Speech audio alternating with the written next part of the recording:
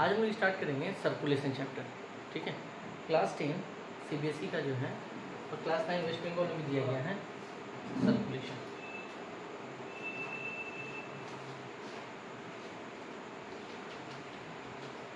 Circulation का detail explanation उतना ज़्यादा तो क्लास 10 में नहीं है, बट इसका आगे जाके बहुत सारा यूजेस है।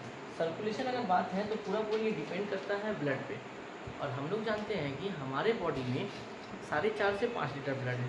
ठीक है, हमारा बॉडी जो है पूरी तरह से ब्लड से कंटेंट नहीं है। हमारा बॉडी का जो है मैक्सिमम पार्ट जो, जैसे कि हम लोग जानते हैं कि 70% वाटर है, 30% जो है हमारे बॉडी के अंदर ब्लड अवेलेबल है।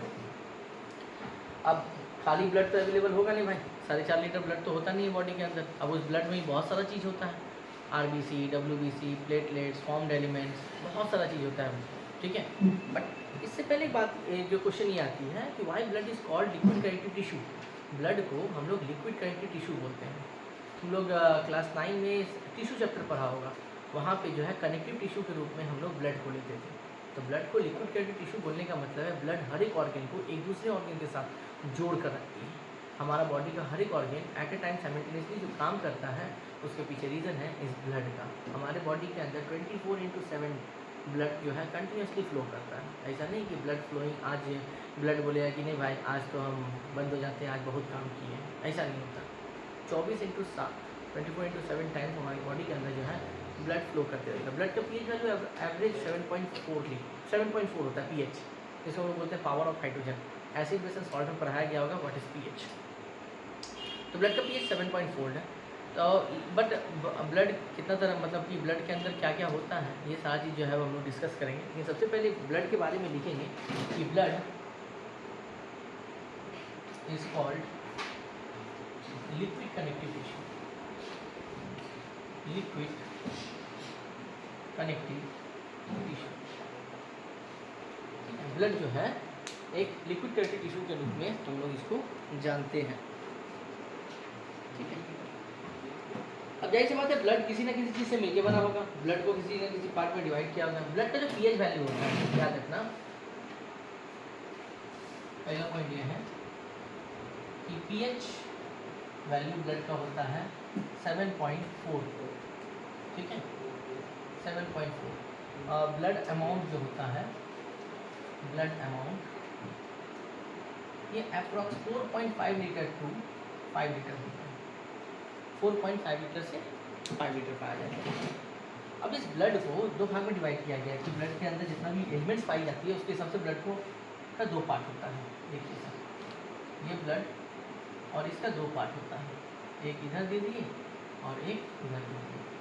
ब्लड में एक जो पार्ट होता है इसको हम लोग बोलते हैं दैट इज लिक्विड पार्ट, ध्यान रखिए सर। और ये लिक्विड पार्ट और एक पार्ट को हम लोग बोलते हैं दैट इज फॉर्म्ड एलिमेंट, इसको लोग बोलते हैं फॉर्म्ड एलिमेंट। ठीक है, लिक्विड पार्ट जो होता है उसको प्लाज्मा बोला जाता है, ज़्यादा प्लाज्मा, और ये बॉडी के अंदर होता है लगभग 55%। ठीक है, 55% का। तो फॉर्म्ड एलिमेंट जो होता है वो होता है सेल्यूलर पार्ट, और ये बॉडी के अंदर कितना होता है 45% होता है। ठीक है, तो ये जो लिक्विड पार्ट हम बोले ये प्लाज्मा है, और इसी को हम लोग क्या बोलते हैं, सॉरी बॉडी के अंदर कितना पाई जाती है 55%, और ये है दैट इज फॉर्म्ड एलिमेंट, और ये बॉडी के अंदर लगभग कितना है 45% तक पाई जाती है। अगर हम इसका बात करें तो फॉर्म्ड एलिमेंट को 2 भाग में जनरली डिवाइड करते हैं हम। इसका एक भाग देखिए सर ध्यान से, एक भाग को हम लोग बोलते हैं ब्लड सेल्स, ठीक है, और एक भाग को हम लोग बोलते हैं प्लेटलेट्स। अब ब्लड सेल में सर आप लोग जानते हैं क्या क्या आएगा, ब्लड सेल में आएगा 2 बंदा, और दोनों बंदे का नाम आप लोग को पता होगा। एक बंदे का नाम है आरबीसी और एक का नाम है डब्ल्यूबीसी। इसको जो है बोलते हैं हम लोग रेड ब्लड सेल्स या रेड ब्लड कॉर्पुसेल भी बहुत जन बोलते हैं, और एक बंदे का नाम है that is white blood cell. ठीक है, इसको बुलाता है वाइट ब्लड सेल्स। फिर आगे जाके डब्ल्यूबीसी को भी जो है 2 भाग में डिवाइड किया गया, फिर आगे वो 2 भाग जो है कोई 3 भाग में, कोई 2 भाग में डिवाइड किया गया, मतलब टोटल डब्ल्यूबीसी 5 भाग में डिवाइड करते हैं। आगे आके हम लोग पढ़ेंगे। फिलहाल के बस इतना याद रखो कि ब्लड का दो पार्ट होता है, एक लिक्विड पार्ट होता है, एक फॉर्म्ड एलिमेंट पार्ट होता है। लिक्विड पार्ट में कौन आता है? प्लाज्मा आता है, जो कि बॉडी का कितना परसेंट कवर करता है? 55% कवर करता है। और फॉर्म्ड एलिमेंट में सेलुलर पार्ट आता है, जो कि बॉडी में कितना परसेंट है? 45% है। अभी सेलुलर पार्ट को दो भाग में डिवाइड किया गया है, blood cells and platelets. Blood cell में कौन कौन आएगा? आरबीसी एंड डब्ल्यूबीसी आएगा। और प्लेटलेट्स जो है वो तो अपना अलग बात है। और इसी का सब दूसरा नाम होता है, याद रखिएगा, दैट इज थ्रोम्बोसाइट्स। ठीक है, थ्रोम्बोसाइट्स इसी को बोलते हैं। प्लेटलेट्स का ही दूसरा नाम होता है थ्रोम्बोसाइट्स। अब जो 55% प्लाज्मा है ना सर, 55% प्लाज्मा में भी तो बहुत कुछ होगा। तो याद रखिए 55% प्लाज्मा के अंदर लगभग 90 से 92% सर होता है वाटर। 90 से 92% होता है वाटर। और जो रेस्ट पार्ट होता है, रेस्ट होता है सॉल्यूट। वो कितना होगा? रेस्ट सॉल्यूट 8 से 10% तक होता है रेस्ट। 55। अच्छा एक बात और, ये 55% का 90 से 92% पानी होता है, ध्यान रखिए सर, पूरा 100 का नहीं बात कर रहे हैं। बॉडी में प्लाज्मा कितना होता है? 55, इसका 90 से 92% होता है पानी। रिमेनिंग बच गया 8 से 10%, वो क्या कहलाता है तुम्हारा? वो होता है तुम्हारा सॉल्यूट्स। अब इसमें कुछ अब सॉल्यूट्स में क्या क्या होता है? प्लाज्मा प्रोटीन, ठीक है, इसको बोलते हैं दैट इज प्लाज्मा प्रोटीन। ये कितना पाया जाता है? 6 से 8%, ठीक है। उसके बाद इसमें क्या होता है? आयंस होता है, ठीक है। आयंस में कौन कौन होता है? सोडियम होता है, पोटेशियम होता है, हाइड्रोजन बाइकार्बोनेट होता है, ये सब जो पाई जाती है। थर्ड तुम्हारा जो है न्यूट्रिएंट्स होता है, ग्लूकोज। न्यूट्रिएंट्स में क्या क्या आएगा? ग्लूकोज आएगा, ठीक है, अमाइनो एसिड आएगा, अमाइनो एसिड और फैटी एसिड आएगा, ठीक है। ये तीन चीज़ अवेलेबल है। उसके बाद नाइट्रोजनस वेस्ट होता है बॉडी के अंदर, नाइट्रोजनस वेस्ट, ठीक है। नाइट्रोजनस वेस्ट में सर आपका आ जाएगा अमोनिया, ठीक है। उसके बाद यूरिया, यूरिक एसिड, एक्सेट्रा बहुत हो जाता है। और होता है डिजॉल्व गैस, डिजॉल्व गैस। और डिजॉल्व गैस में हमारी बॉडी में ऑक्सीजन और कार्बन डाइऑक्साइड दोनों पाया जाता है, ठीक है। अब फिर से एक बार रिपीट कर देते हैं कि ब्लड को जो है बोलते हैं हम लोग क्या? लिक्विड कनेक्टिव टिश्यू बोलते हैं। ब्लड का पीएच वैल्यू कितना होता है? 7.4 लीटर। और बॉडी में ब्लड कितनी पाई जाती है? 4.5 से 5 लीटर होता है। ब्लड का दो पार्ट होता है, एक होता है लिक्विड पार्ट जिसको हम लोग बोलते हैं प्लाज्मा, और एक होता है फॉर्म्ड एलिमेंट जिसको हम लोग बोलते हैं सेलुलर पार्ट। प्लाज्मा जो होता है बॉडी के अंदर 55% होती है, और फॉर्म्ड एलिमेंट जो होता है वो होता है 45%। फॉर्म्ड एलिमेंट जिसको सेलुलर पार्ट बोलते हैं, इसको दो पार्ट में डिवाइड करते हैं, एक ब्लड सेल्स और एक होता है प्लेटलेट्स। प्लेटलेट्स का दूसरा नाम क्या होता है? थ्रोम्बोसाइट्स। अब इस ब्लड सेल के अंदर दो चीज़ होता है, आरबीसी एंड डब्ल्यूबीसी। आरबीसी का काम होता है रेड ब्लड सेल्स, और डब्ल्यूबीसी का काम होता है वाइट डब्ल्यूबीसी का नाम जो होता है वाइट ब्लड सेल। इन लोगों का फंक्शन, इन लोगों का बाकी सब चीज़ हम लोग बाद में पढ़ेंगे। फिलहाल के लिए बस इन लोगों का फुल फॉर्म जाने। आरबीसी का पूरा नाम रेड ब्लड सेल्स और डब्ल्यूबीसी का पूरा नाम वाइट ब्लड सेल्स होता है। प्लेटलेट्स वहाँ पर है। अब आते हैं हम लोग लिक्विड पार्ट में। लिक्विड पार्ट जो प्लाज्मा हम बोल रहे हैं, ये 55% होता है। इस 55% प्लाज्मा के अंदर 90 से 92% क्या होता है? पानी होता है। अब बच गया आपका क्या? 8 से 10%। अब इस 8 से 10% में 6 से 8% प्लाज्मा प्रोटीन होता है, जो हम बताएंगे कि बॉडी के अंदर प्लाज्मा प्रोटीन ब्लड के अंदर क्या क्या पाई जाती है। ऐसे 3 तरह का प्लाज्मा प्रोटीन होता है, अल्फा बीटा एंड गामा, एल्ब्यूलिन होता है, तुम्हारा गामा प्रोटीन होता है, जो भी डिस्कस करेंगे हम। अगला टॉपिक यही है प्लाज्मा प्रोटीन के ऊपर। तो बॉडी के अंदर प्लाज्मा प्रोटीन होता है 6 से 8%। आयंस क्या क्या होती है? Sodium, potassium and hydrogen bicarbonate. Nutrients होता है glucose, amino acid, fatty acid. जैसे नॉलेज के लिए एक बात बता दें, आयंस और डिजॉल्व गैसेस जो होता है ये लगभग सर 1 से लेकर 2% ही अवेलेबल है, क्योंकि 8 से 10% में 6 से 8 ये हो गया, तो बच गया जो 1 से 2% वो ये सब पाया जाता है, ions, nutrients, nitrogenous waste and dissolve gas. Nitrogenous waste का मतलब हो गया अमोनिया, यूरिया, जो हमारे बॉडी से निकलता है। यूरिया जिसे हम जानते हैं यूरिन के प्रोसेस में बॉडी से बाहर आता है, ठीक है। कार्बन डाइऑक्साइड जो है ब्रीदिंग के प्रोसेस के द्वारा बॉडी से बाहर आता है। Sodium, potassium, hydrogen bicarbonate, amino acid जो कि हम लोग प्रोटीन खाते हैं वो अमाइनो एसिड में कन्वर्ट होता है। ये सारा चीज़ जो है nitrogenous waste, ions, nitrogenous dissolve gases, ये सारा चीज़ 1 से लेकर 2% तक बॉडी के अंदर पाई जाती है। और बाकी जो बचा तुम्हारा प्लाज्मा प्रोटीन 6 से 8 और 90 से 92% जो है पानी अवेलेबल है, ठीक है। तो ये ब्लड का जो है छोटा सा पार्ट का डिस्क्राइब था। अब हम लोग अगला चलते हैं प्लाज्मा प्रोटीन कि क्या होता है।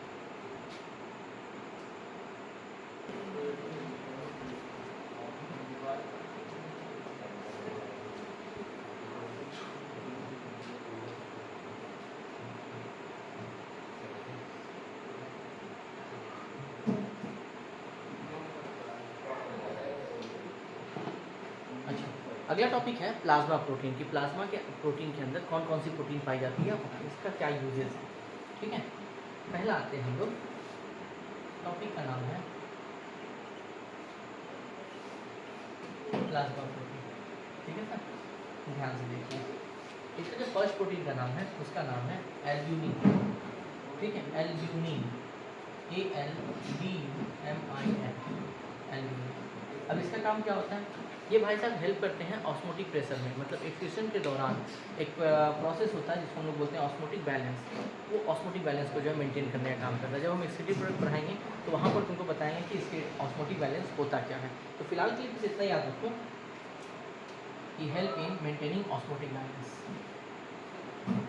Help in maintaining osmotic balance, help in maintaining osmotic balance. Number दूसरा जो प्रोटीन होता है उसका नाम है ग्लोब्यूलिन, ठीक है, उसका नाम है ग्लोब्यूलिन, ये नाम है उसका, ग्लोब्यूलिन। अब इस ग्लोब्यूलिन जो होता है इट इज़ अ 3 टाइप्स, याद रखना। एक होता है अल्फा ग्लोब्यूलिन, ठीक है, एक होता है number 2 that is beta globulin, और नंबर 3 होता है गामा ग्लोब्यूलिन, ठीक है।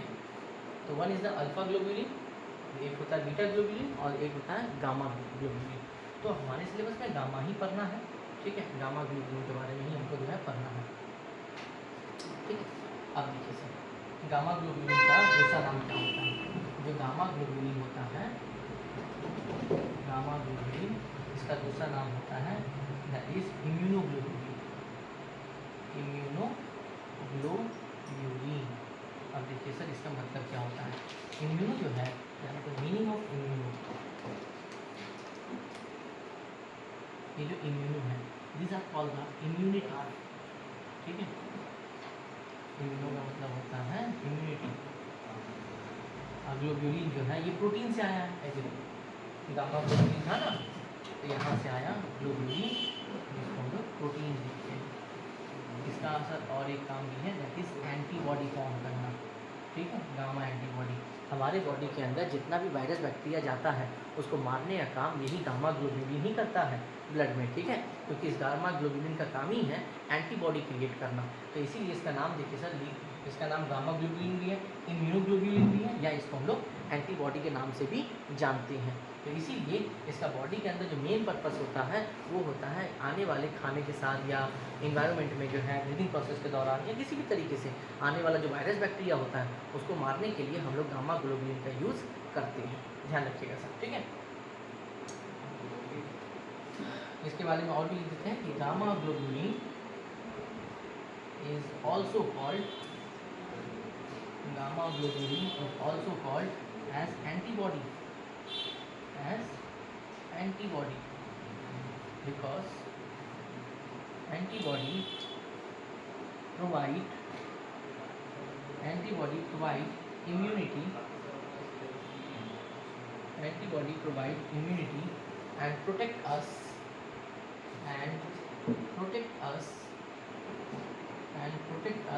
from virus and bacteria, from virus and bacteria, ठीक है। तो यहाँ लिखते हैं gamma globulin is also called as antibody, antibody provide immunity and protect us from virus and bacteria, ठीक है। और भी पॉइंट लिख सकते हैं, इफ एनी बैक्टीरिया और virus, if any bacteria or virus enter our body, enters our body, the antibodies kill them. अगर किसी भी तरह का वायरस बैक्टीरिया बॉडी के अंदर आता है तो ये क्या करता है, उसको मार देता है। तो सर एक बात और कि प्लाज्मा प्रोटीन के अंदर पहला प्रोटीन का नाम क्या था, एल्ब्यूमिन, दूसरा प्रोटीन का नाम क्या बताया, ग्लोब्यूलिन। ग्लोब्यूलिन 3 तरह का होता है, अल्फा ग्लोब्यूलिन, बीटा ग्लोब्यूलिन और गामा ग्लोब्यूलिन, ठीक है। और इसमें से हम लोग किसके बारे में पढ़ रहे हैं, गामा ग्लोब्यूलिन के बारे में। इसको हम लोग क्या बोलते हैं, एंटीबॉडी बोलते हैं या इम्यूनोग्लोब्यूलिन भी इसको बोला जाता है। रीज़न बताते हैं, यहाँ बोला गया है कि gamma globulin is also called the antibody because it provide immunity and protect us from virus and bacteria, मतलब कि वायरस और बैक्टीरिया सबको क्या करता है, बचाने का काम करता है। और अगला काम इसका क्या है कि any bacteria virus enter our body the antibody kill them. कोई भी वायरस बैक्टीरिया हमारे बॉडी के अंदर इंटर करता है तो ये गामा ग्लोब्यूलिन क्या करता है, उसका खत्म कर देता है। तो एक प्रोटीन ये हुआ, दूसरा प्रोटीन ये हुआ। तीसरा जो प्रोटीन होता है, ठीक है, तीसरा प्रोटीन का नाम हम यहाँ पे लिख देते हैं, ठीक है। तीसरा प्रोटीन का नाम होता है दैट इज फाइब्रिनोजेन, फाइब्रिनोजेन। और चौथा होता है प्रोथ्रोम्बिन, ठीक है, चौथा होता है दैट इज प्रोथ्रोम्बिन। दो ठो का नाम लिए हम, ठीक है। तो आप लोग से याद रखिएगा, एक नाम लिए एल्ब्यूमिन ग्लोब्यूलिन, एक का नाम लिए हम फाइब्रिनोजेन और एक का नाम होता है प्रोथ्रोम्बिन। अब बात आता है कि ये दोनों क्या करता है, तो ख्याल रखिएगा सर, ये जो दोनों प्रोटीन होता है प्लाज्मा प्रोटीन के अंदर, इन दोनों का काम होता है ब्लड क्लॉटिंग के समय, ब्लड क्लॉटिंग के समय हम लोग इनका यूज़ करते हैं। ध्यान रखिएगा सर, एक नोट के रूप में याद रखिएगा, इधर हम लिख देते हैं नोट के रूप में कि प्लाज्मा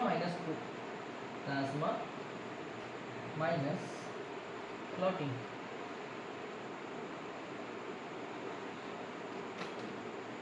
इक्वल टू सीरम, ठीक है। देखिए सर, जब हम लोग का हाथ कट जाता है तो एक पर्टिकुलर समय के बाद क्या होता है कि ब्लड का निकलना बंद हो जाता है। एक पर्टिकुलर समय हम समय भी बता देते हैं, 3 से 8 मिनट के अंदर अगर बॉडी का कोई पार्ट कटा हुआ है तो वो 3 से 8 मिनट के अंदर वो पार्ट जम जाता है। रीज़न ये होता है, जब बॉडी का पार्ट कोई कटता है तो वहाँ से दो प्रोटीन जो है प्लाज्मा से निकलना स्टार्ट होता है। एक का नाम होता है फाइब्रिनोजेन और एक का नाम होता है प्रोथ्रोम्बिन। तो ये जो हाथ का कटना है, ब्लड का जमना, ब्लड क्लॉटिंग का पूरा मैकेनिज्म हम लोग बाद में पढ़ेंगे। फिलहाल के लिए बस इतना याद रखिए कि जो दो प्रोटीन हम लोग का क्लॉटिंग के लिए जो हेल्प करता है, एक का नाम होता है फाइब्रिनोजेन और एक का नाम होता है प्रोथ्रोम्बिन। इन दोनों का मेनली काम होता है कटे हुए भाग में ब्लड को जो है रोकना और वो वाले भाग को जो है सील कर देना, मतलब वहाँ पर जो है क्लॉटिंग प्रोसेस को स्टार्ट कर देना। अगर ये दोनों प्रोटीन ना रहे प्लाज्मा के अंदर तो बॉडी का कोई भी पार्ट अगर कटेगा तो कंटिन्यूसली ब्लड क्या होगा, फ्लो कर जाएगा बॉडी से। और हम लोग जानते हैं बॉडी के अंदर 1 यूनिट से अगर ज़्यादा ब्लड निकल जाता है तो ब्लड का कॉन्सेंट्रेशन बिगड़ने लगता है और बॉडी जो है वो ख़त्म होने के कगार पर हो जाती है, क्योंकि बॉडी ब्लड के अभाव में जो है बहुत सारा दिक्कत जो है बॉडी के अंदर आने लगता है। इस वजह से जब हम लोग ब्लड डोनेट करने जाते हैं तो 1 यूनिट या 200 से 250 ml ही ब्लड दे पाते हैं, उससे ज़्यादा नहीं दे पाते हैं।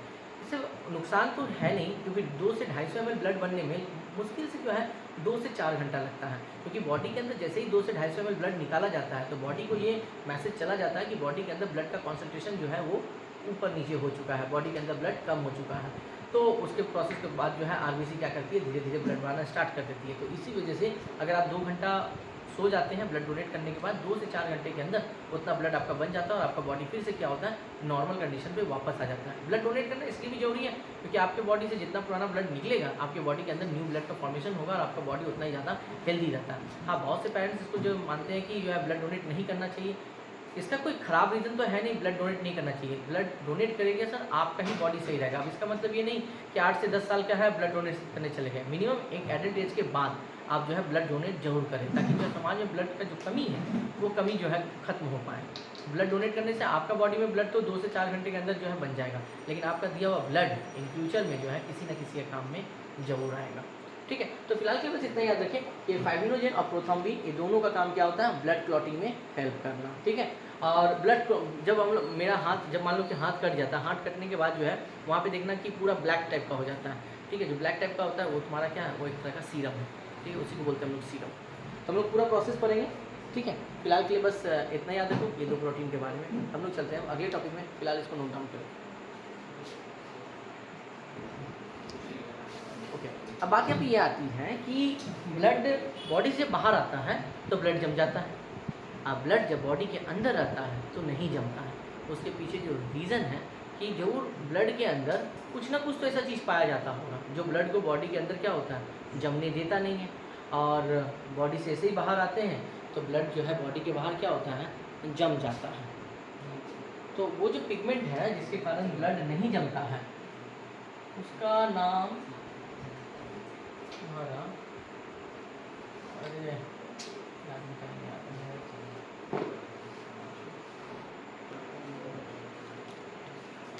उसका नाम होगा हिपेरीन। याद रखना। ये शायद आगे जाके हम फिर डिस्कस करेंगे, फिलहाल के लिए बस हम बता दे रहे पहले। हमारे बॉडी के ब्लड के अंदर पाई जाती है हिपेरीन, ठीक है। और यही हिपेरीन जो है ब्लड को बॉडी के अंदर जमने नहीं देती है। अगर बॉडी के अंदर ब्लड मेरा जम गया तो हमारा बॉडी के अंदर जो है ऑक्सीजन का, न्यूट्रिशन का, बाकी चीज़ का ट्रांसफॉर्मेशन बोल रहे हैं, ट्रांसपोर्ट जो है रुक जाएगा। क्योंकि हम लोग जानते हैं कि बॉडी के अंदर ऑक्सीजन का ट्रांसपोर्ट, बॉडी के अंदर न्यूट्रिशन का ट्रांसपोर्ट, बॉडी के अंदर जितना भी चीज़ है, हार्मोन्स हो, गैमेट्स हार्मोन्स हो, तुम्हारा जो है आरबीसी, डब्ल्यूबीसी, प्रोटीन, विटामिन, सारे चीज़ का जो ट्रांसफ़र होता है, ये सारा चीज़ का ट्रांसफ़र किसके द्वारा होता है? तुम्हारा ब्लड के थ्रू। और हमारा ब्लड ही अगर जम गया तो इसका मतलब ऑक्सीजन एक सेल से दूसरे सेल तक पहुँचेगा नहीं, न्यूट्रिशन एक सेल से दूसरे सेल तक जाएगा नहीं। और जब तक न्यूट्रिशन, प्रोटीन, विटामिन ये सब ट्रांसफ़र नहीं होगा तो हमारा सेल जिंदा नहीं रहेगा। सेल मरेगा, टिश्यू मरेगा, टिश्यू मरेगा, ऑर्गन खराब होगा, ऑर्गन खराब होगा तो पूरा बॉडी क्या होगा? मेरा डैमेज होगा। इस वजह से हमारा बॉडी का जो है ब्लड जमे ना, इस बात का जो है हमारा बॉडी ख्याल रखती है। इस वजह से हमारे ब्लड में पाई जाती है हिपेरीन। और इसी हिपेरीन पिगमेंट के कारण ये हिपेरीन जो होता है, असल में इसको एंटीकोगुलेंट बोलते हैं। ये ब्लड के अंदर प्रेजेंट रहती है और ब्लड में जो है ब्लड को जो है बॉडी के अंदर जमने नहीं देती है। ब्लड जैसे ही बाहर आता है हिपेरीन का इफेक्ट खत्म हो जाता है, जिसकी वजह से ब्लड आपस में क्या होता है? क्लॉट कर जाता है। अब क्लॉट करता हुआ ब्लड हम लोग क्या होता है? बाहर दिखाई देता है। तो एक नॉलेज के रूप में याद रखना फिलहाल अभी कि ब्लड में हिपेरीन पाया जाता है बॉडी के अंदर, जिसके वजह से ब्लड हमारे बॉडी में नहीं जमता है और कंटिन्यूसली क्या करता है? फ्लो करते रहता है। ठीक है, चलते हैं सर हम लोग अगले टॉपिक पे। अब आते हैं सर हम लोग आरबीसी में। आरबीसी का पूरा नाम होता है रेड ब्लड कॉर्पुसेल्स। पहले इसके बारे में सुन लीजिए सर। आरबीसी का जो शेप होता है ओवल शेप नहीं होता है, बाइकॉन्केव शेप होता है। ठीक है, आरबीसी के अंदर पाई जाती है हीमोग्लोबिन और हीमोग्लोबिन का काम होता है ऑक्सीजन को लेकर जाना।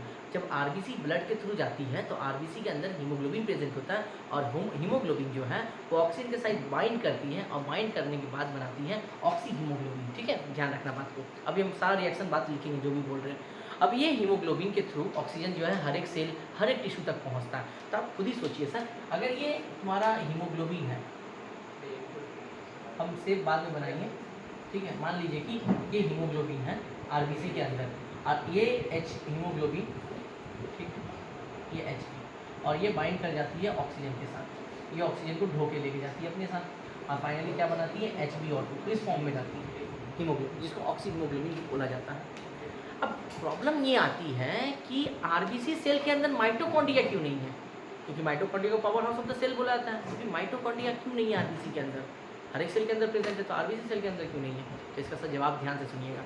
आरबीसी के अंदर अगर माइटोकॉन्ड्रिया होगा तो माइटोकॉन्ड्रिया मैक्सिमम ऑक्सीजन को क्या करेगा? खुद यूटिलाइज कर लेगा। तो सर आप खुद बताइए, अगर हर एक आरबीसी के अंदर माइटोकॉन्ड्रिया प्रेजेंट रहे तो माइटोकॉन्ड्रिया जो है हीमोग्लोबिन के साथ जो प्रेजेंट ऑक्सीजन है उसको वो खुद यूटिलाइज कर लेगा। इसका मतलब आरबीसी अलग सेल, जो अदर सेल है, अदर टिश्यू है, उसको वो ऑक्सीजन दे नहीं पाएगा। जब वहाँ तक ऑक्सीजन या ऑक्सीजन पहुँचेगा ही नहीं तो हमारा सेल क्या जिंदा रह पाएगा? पॉसिबल ही नहीं है। इस वजह से सर आरबीसी के अंदर माइटोकॉन्ड्रिया एब्सेंट होता है। आरबीसी के अंदर मैक्सिमम जगह जो होता है, स्पेस जो होता है वो खाली होता है। तो अगर कोई पूछे आरबीसी के अंदर माइटोकॉन्ड्रिया एब्सेंट क्यों है, तो बोलना अगर माइटोकॉन्ड्रिया अगर प्रेजेंट रहेगा तो मैक्सिमम ऑक्सीजन को क्या करेगा? वो यूटिलाइज कर लेगा, जिस वजह से आरबीसी अदर सेल या टिश्यू को ऑक्सीजन प्रोवाइड नहीं कर पाएगा, जिसके अभाव में जो है हमारे बॉडी का सेल या टिश्यू जो है मर जाएगा। इस वजह से जो है आरबीसी के अंदर माइटोकॉन्ड्रिया एब्सेंट रहती है। माइटोकॉन्ड्रिया के अंदर पाई जाती है हीमोग्लोबिन और ये हीमोग्लोबिन ही है जो ऑक्सीजन को कैरी करती है। आरबीसी कैरी नहीं करती है सर। कहीं पर अगर आपको सुनाई दे रहा है कि आरबीसी कैरी करती है, गलत बात है। आरबीसी के अंदर हीमोग्लोबिन होता है और हीमोग्लोबिन ऑक्सीजन को जो है बाइंड करता है, यानी हीमोग्लोबिन जो है ऑक्सीजन को अपने साथ लेके जाता है। हाँ, मीडियम जो है वो आरबीसी बनता है। आरबीसी जो है ब्लड के थ्रू एक जगह से दूसरे जगह फ्लो करती है, पहली बात। दूसरी बात, आरबीसी बॉडी के अंदर जो है मेल बॉडी के अंदर 5 मिलियंस अवेलेबल होता है, मतलब 50 लाख, और फीमेल बॉडी के अंदर 4.5 मिलियंस होता है, मतलब 45 लाख होता है। उसमें जो है 5 लाख कम होता है। फीमेल में 5 लाख कम होता है, मेल में 5 लाख ज़्यादा होता है। आरबीसी का जो लाइफ पीरियड होता है वो 120 दिन तक होता है। दैट मीन्स बॉडी के अंदर जितना भी आरबीसी है वो हर एक 120 दिन के बाद मर जाती है। अब बात यहाँ पे आता है कि जब आरबीसी 120 दिन के बाद मर जाती है तो फिर बॉडी के अंदर आरबीसी कैसे आती है? 120 दिन के बाद आरबीसी मरती तो है, इतना तो कंफर्म है, लेकिन मरते मरते अपने से जो है 10 गुना आरबीसी को वो जन्म देकर जाती है, जिसके कारण बॉडी के अंदर नंबर ऑफ आरबीसी कभी कम नहीं होती है। इसीलिए जैसे जैसे एज बढ़ता है बॉडी के अंदर ब्लड कभी कम नहीं होता। ब्लड की कमी से हम लोग जानते हैं बहुत सारे रोग होता है, एनीमिया बीमारी होता है, ठीक है। तो ब्लड की कमी को रोकने के लिए जो है आरबीसी मरते मरते अपने से 10 गुना आरबीसी जो है जन्म देके जाती है, जिसकी वजह से बॉडी के अंदर ब्लड जो है मेंटेन रहता है। तो ये कुछ इन्फॉर्मेशन था आरबीसी के लिए, ठीक है। आरबीसी का जो डायग्राम्स है वो ध्यान से देखिए।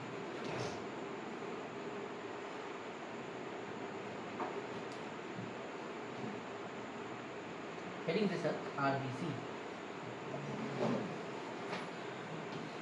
आरबीसी के बारे में बता दीजिए। ये है हमारा आरबीसी,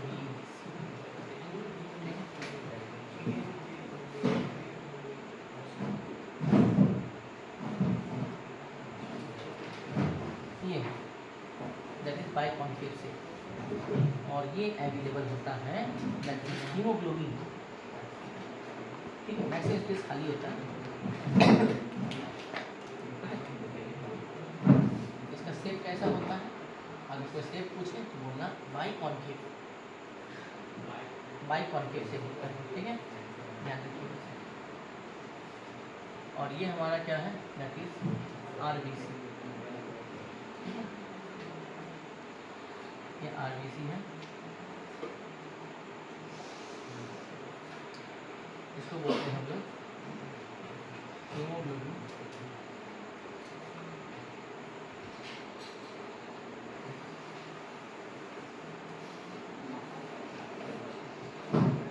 हीमोग्लोबिन क्या है?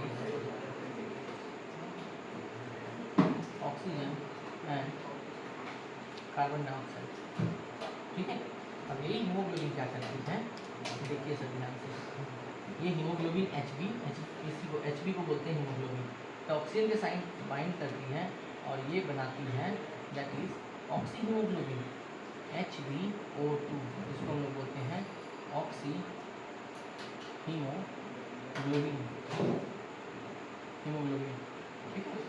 और जब यही कार्बन डाइऑक्साइड के साथ रिएक्ट करती है, ये बनाती है HbCO2 that is carbamino haemoglobin, carbamino haemoglobin,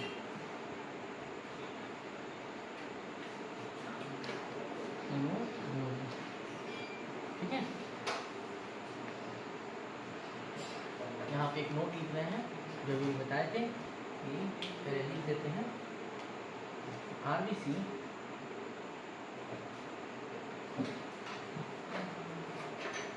do not have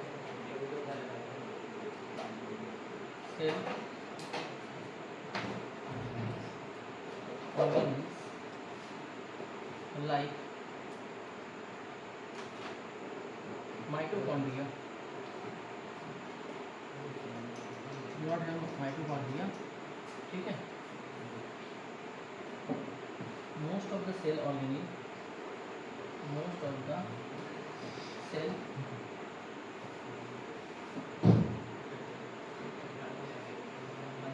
organelles are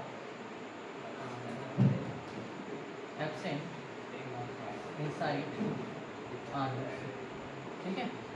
दूसरा होता है, ये पहला पॉइंट है, दूसरा point RBC do not have nucleus, RBC do not have nucleus। तीसरा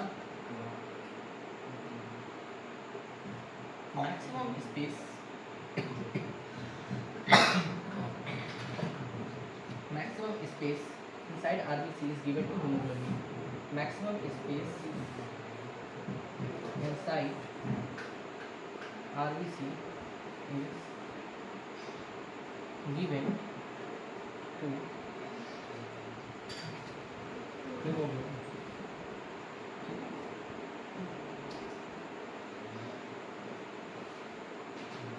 अब एक बात और नोट के रूप में याद रखिएगा sir, RBC in human, RBC in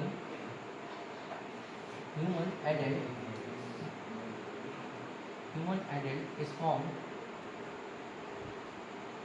formed in red bone marrow, याद रखना रेड बोन मैरो, मतलब एडल्ट के बॉडी के अंदर आरबीसी जो फॉर्म करती है, आरबीसी का फॉर्मेशन किसके थ्रू होता है?